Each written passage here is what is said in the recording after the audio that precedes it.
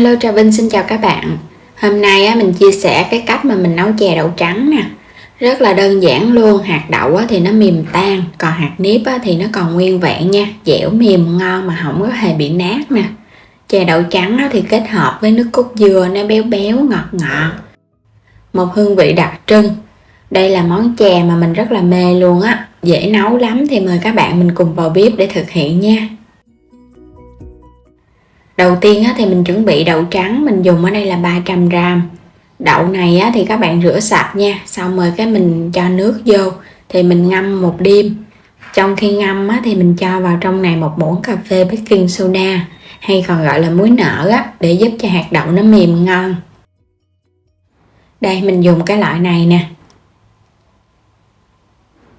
Sau khi đậu đã ngâm xong, mình rửa cho sạch xong rồi cho hết vô trong nồi. Bây giờ thì mình cho nước vô.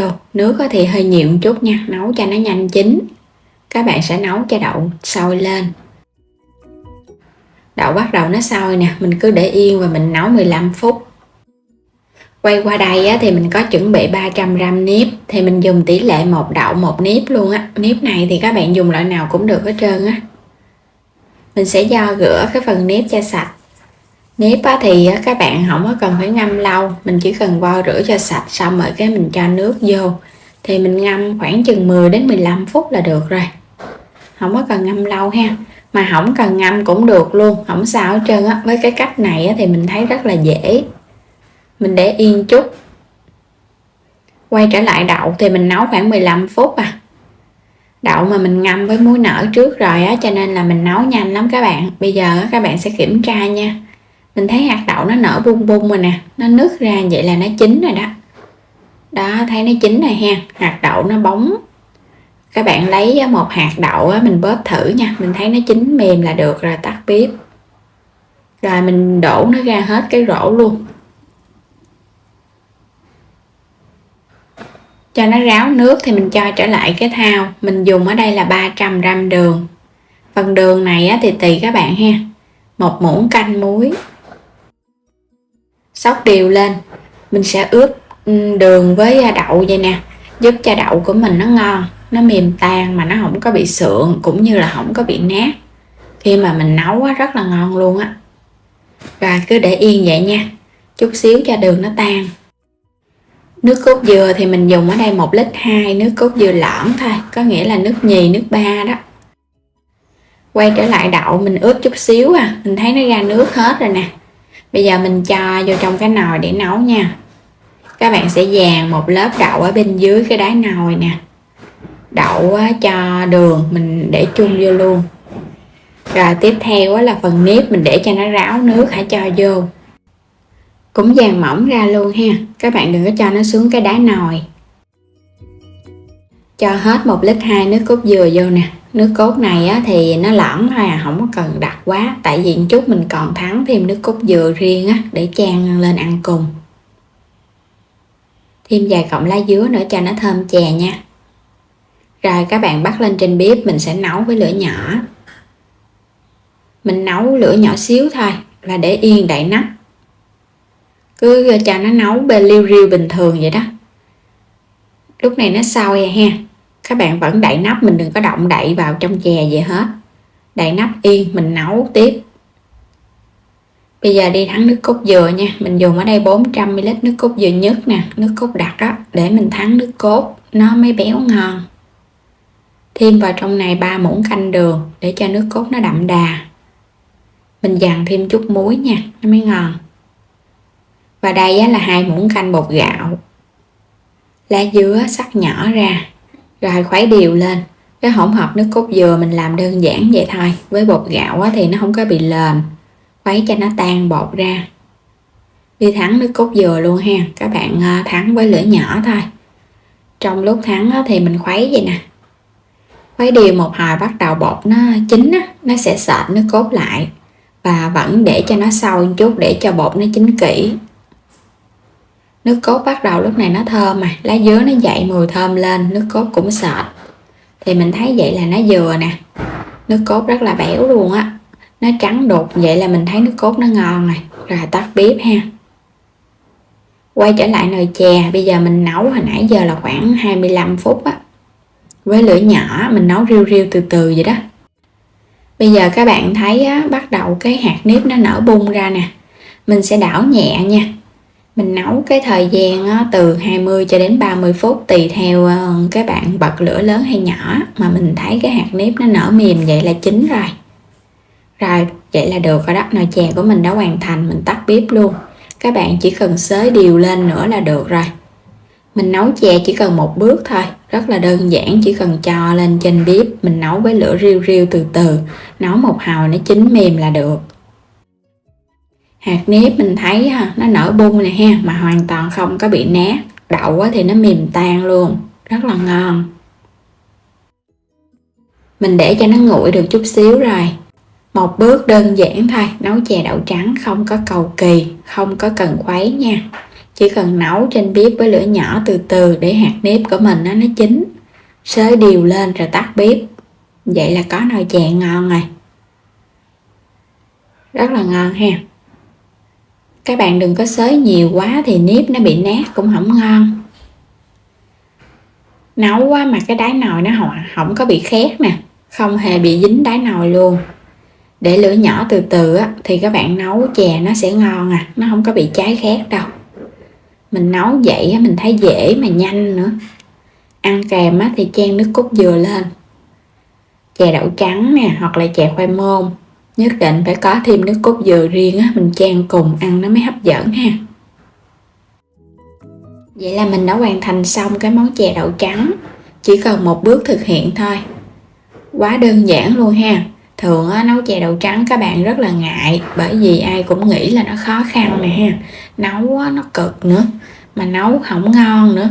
Mà làm theo cái kiểu này bảo đảm luôn các bạn sẽ ghiền luôn á. Rất là ngon luôn. Chè thì béo ngon, hạt đậu thì mềm tan, thơm thon thỏn cái mùi lá dứa. Ăn chè này nhất định là phải ngọt nè, phải béo nè, thì nó mới hấp dẫn. Hạt đậu nè, bây giờ mình sẽ lấy ra cho các bạn xem. Nó mềm, nó không có hề bị sượng luôn á. Đó, nó mềm tan luôn, ăn nó tan trong miệng luôn á. Rất là dẻo mềm và thơm nữa. Chè này các bạn để sang ngày ăn vẫn mềm dẻo. Và trước hết thì mình có ngâm đậu xanh nè. Đậu xanh này thì mình dùng 200g đậu xanh.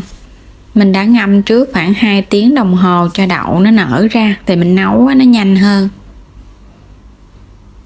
Do rửa cho sạch rồi cho hết đậu vô cái nồi. Các bạn sẽ cho vào đây 400ml nước với 200g đậu. Nước thì nó vừa vậy nè. Cho vô đây chút xíu muối. Mình hòa tan với muối rồi các bạn bắt lên bếp. Mình sẽ nấu đậu.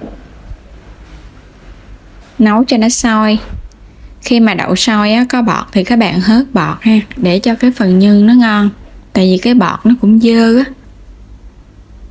Mình hớt đi rồi cái mình để lửa nhỏ và các bạn nấu tiếp. Mình nấu lửa nhỏ đến khi nào mà thấy đậu nó cạn nước. Trong lúc đó thì chuẩn bị khoai môn. Đây, khoai môn sẽ giúp cho chè nó mềm dẻo. Thì mình gọt cái củ khoai môn này. Làm với khoai lang thì ai cũng biết rồi, nhưng với khoai môn thì ít có người biết. Thì hôm nay mình chia sẻ đến để mọi người cùng biết. Gọt cho sạch rồi các bạn đi rửa sạch. Củ khoai này cũng lớn nên mình chỉ lấy nửa củ thôi. Nửa củ này là khoảng chừng 300g khoai môn. Bây giờ các bạn cắt ra những cái khoanh nhỏ nhỏ. Cắt để mình hấp cho nó nhanh chín chứ không có gì. Cho vô các bạn sẽ hấp. Khoai thì hấp nó sẽ mềm nó ngon. Mình hấp cho nó chín ha. Quay trở lại, đậu thì lúc này nó cũng cạn nước rồi nè. Các bạn đậy nắp và mình nấu tiếp. Bây giờ mình đi chuẩn bị bột. Thì mình dùng một gói bột nếp này nè. Các bạn dùng hiệu nào cũng được nha. Tí xíu muối, 2 muỗng canh đường để chút mình cho vô nhân á. Và đây một chén nước cốt dừa ép nè. Nước cốt dừa này mình ép ra đó cho nó béo ngon. Thêm 400g đường thốt nốt nữa thì mỗi một viên vậy là 150 gram á. Thêm vài cọng lá dứa cho nó thơm chè. Rồi kiểm tra đậu ha. Bây giờ các bạn thấy nó khô ráo rồi nè, và hạt đậu nó cũng nở bung rồi. Thì mình sẽ cho vào đây 3 muỗng canh nước cốt dừa. Có nước cốt dừa vô thì cái nhân nó béo và nó ngon nữa. 2 muỗng canh đường. Hồi nãy mình có cho muối đầu tiên rồi nên không cho muối nữa. Và các bạn khuấy đều cho nó tan đường. Trong lúc này mình sẽ khuấy nhanh tay để đậu nó nhừ. Rồi mình chờ cho nó nguội ha. Bây giờ đi cắt đường ra. Cắt ra nhỏ nhỏ để mình nấu cho nó nhanh tan. Cắt hết và mình băm sơ sơ. Bột thì các bạn sẽ cho hết vô. Bộ một gói này là 400 gram á. Khoai môn mình đã hấp chín rồi nè. Các bạn hấp khoảng chừng 20 phút là nó chín. Bây giờ mình lấy nó ra rồi mình tán cho nó mịn luôn. Xong hết rồi. Bắt đầu mình cho vô bột. Cho hết vô bột. Khoai môn á, trong khoai môn nó cũng dẻo nữa, nên khi mà mình kết hợp với bột nếp thì ngon lắm.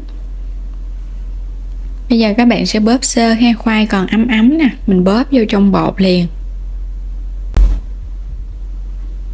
Bóp sơ rồi, bây giờ mình múc nước cốt dừa mình cho vô. Nước cốt dừa này các bạn sẽ cho vô từ từ. Mình cho vô rồi cái mình bóp. Cho vô từ từ cho đến hết nước cốt dừa luôn ha. Đây mình bóp mình thấy bột bắt đầu nó ướt rồi đó. Và đây là 300ml nước ấm ấm thôi. Mình gờ tay vô mình thấy ấm ấm. Và mình cũng cho vô từ từ. Tùy theo cái độ hút nước của bột nên các bạn không có cho vô hết đâu. Mình vừa cho mình vừa nhồi. Đây khi mà mình thấy cái khối bột của mình nó dẻo vậy nè. Nó dẻo và mình sờ vào mình thấy nó mềm mềm là được. Nó không có bị nhão và nó cũng không bị khô quá. Vậy là được nè. Chứ không có phải cho hết nước. Hết nước có thể nó bị nhão. Rồi mình phủ lại và mình để yên cho nó nở. Bây giờ mình đi vo nhân. Đậu xanh nó nguội rồi thì mình vo nhân. Các bạn thích cái viên chè nó lớn thì mình vo viên nhân lớn. Hôm nay thì mình làm viên nhân cũng hơi lớn.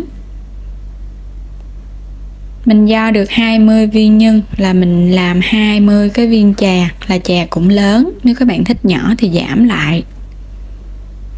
Phủ bột áo để chút mình vo mình cho viên chè ra. Rồi bây giờ lấy bột ra. Bột nó sẽ mềm. Mình sờ vào mình thấy nó mềm mềm vậy nè. Cái mình ngắt một cục. Ấn cho nó dẹp dẹp xuống. Lấy viên nhân mình cho lên. Viên chè này cũng lớn nên mình lấy cục bột hơi lớn. Nếu dư thì các bạn ngắt bớt lại. Rồi mình vo cho nó tròn. Với cách pha bột này thì bột không bị chảy nè. Và viên chè nó cũng mềm ngon nữa. Mình sẽ làm tiếp một cái viên chè thứ hai.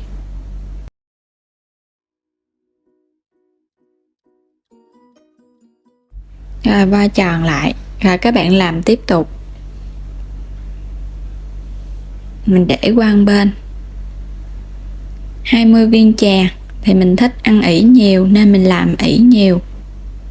Những cái viên ỉ thì các bạn vo cho nó tròn tròn vậy nè. Vậy là xong rồi nè. Bắt đầu mình sẽ đi luộc. Nước nó phải sôi các bạn hãy cho vô. Cho vô hết chè thì mình hãy cho tới ỉ. Tại vì ỉ nó chín mau hơn chè. Cho vô sau. Khi mà nó sôi bùng lên vậy nè, các bạn sẽ đảo sơ để cho nó rời nhau và nó chín đều nữa. Rồi mình để đây mình luộc. Bây giờ mình đi nấu nước đường. Cho hết muối vô nè. Và đường thốt nốt cho vô luôn. Mình sẽ cho vào đây 800ml nước. Bắt lên bếp nấu. Nấu cho đường nó tan ra thì nước này nó sẽ sôi lên. Bây giờ mình đi sắc gừng. Mình cho gừng vô thì gừng nó thơm lắm. Đường nó tan hết rồi nè, nước cũng sôi rồi, các bạn cho gừng vô và mình tiếp tục mình nấu. Quay trở lại những cái viên chè lúc này nó sôi và các bạn nấu khoảng chừng 5 đến 10 phút cho chè nó chín đều. Chè mà các bạn thấy nó nổi lên trên hết vậy là được nè, mình vớt lên cho nó ráo nước rồi cho vô trong nước đường luôn. Mình cho vô như vậy thì chè nó ráo, khô ráo và nó có cái độ sánh ngon nữa. Rồi các bạn sẽ để đây mình nấu tiếp, nấu cho chè này nó ngấm nước đường. Cho nó sôi lên thì mình nấu khoảng 5 phút nữa. Bây giờ chè nó ngấm nước đường vậy là được rồi nè. Vậy là nó ngon rồi. Bây giờ các bạn sẽ tắt bếp ha, và mình chờ cho chè nó nguội hoàn toàn để cho nó ngấm nước đường nó mới ngon. Chè này sau khi mình để được 2 tiếng thì nó nguội hoàn toàn, thì nước đường lúc này nó cũng lên màu đẹp nữa nè. Bây giờ sẽ múc ra tô. Những cái viên chè khoai môn cùng với những cái viên ỉ, cho lên đây thêm một ít dừa bào sợi nữa, mè rang vàng. Vậy là mình đã hoàn thành xong cái món chè trôi nước với khoai môn mới lạ. Mình sẽ vẽ ra cho các bạn cùng xem. Chè rất là dẻo luôn, khoai môn dẻo, bột nếp cũng dẻo, kết hợp vừa ngon vừa thơm nữa.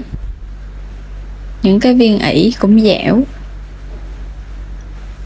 cái phần nhân và cái phần bột rất là vừa nhau. Chè cũng lớn, ngon lắm luôn á. Mời các bạn cùng thưởng thức món chè trôi nước nha. Chè này các bạn để sang ngày ăn vẫn mềm dẻo, hoàn toàn không bị cứng luôn. Và cảm ơn các bạn đã theo dõi video, vui lòng đăng ký kênh ủng hộ mình, chia sẻ các video của mình nữa nha. Xin chào, hẹn gặp lại video tiếp theo.